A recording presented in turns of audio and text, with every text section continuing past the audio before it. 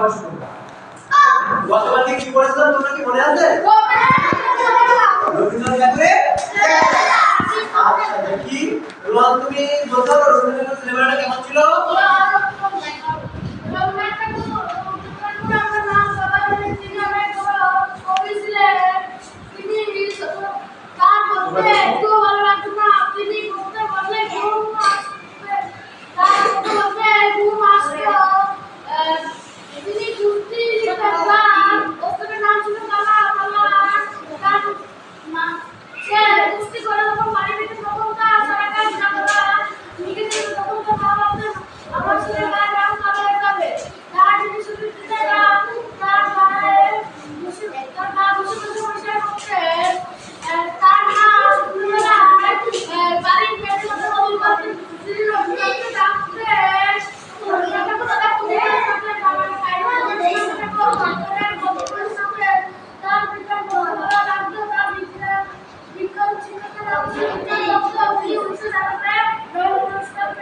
ধন্যবাদ সবাইকে।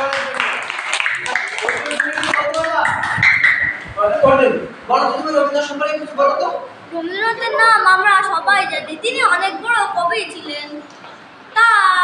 কিন্তু তার স্কুলে যেতে মোটেও ভালো লাগতো না, পড়তে বসলে ঘুম পেত।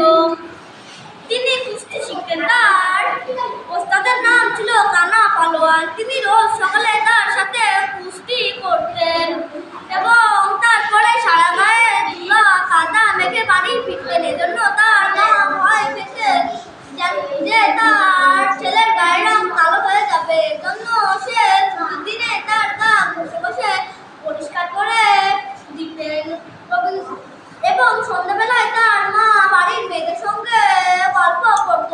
তখন তিনি রবীন্দ্রনাথকে ডাকতেন। রবীন্দ্রনাথ তাদেরকে পুঁথি ও রামায়ণ করে শোনাতেন। বাড়ির মেয়েরা ভাবত এতটুকু ছেলে কত কিছু পারে এবং রবীন্দ্রনাথের বিজ্ঞান পড়তে খুবই ভালো লাগতো। তার বিজ্ঞান শিক্ষকের নাম ছিল সতীনাথ দত্ত। তিনি যখন জানেন দুধের মধ্যে জল থাকে আর তা জাল দিলে জল বাষ্প হয়ে উড়ে যায়, তখন তিনি অনেক অবাক হয়ে যান। তিনি বড় হয়ে সারা দুনিয়া ঘুরেছেন, এজন্য তিনি 1913 সালে নোবেল পুরস্কার পেয়েছেন। ধন্যবাদ সবাই, তালি দাও।